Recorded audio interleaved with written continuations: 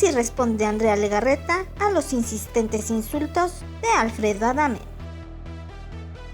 Y es que no es nada nuevo que Alfredo Adame se vaya a la yugular de Andrea Legarreta. El pleito entre estos dos famosos lleva años desarrollándose.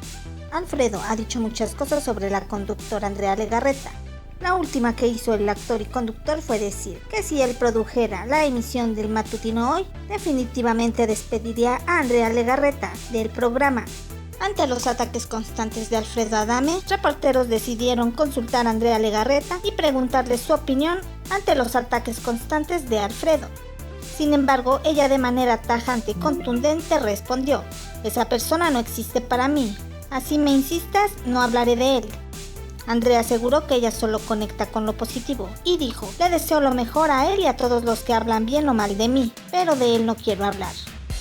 De esta manera, Andrea Legarreta dice de manera contundente que Alfredo Adame no existe para ella, pues ella solo conecta con las personas positivas.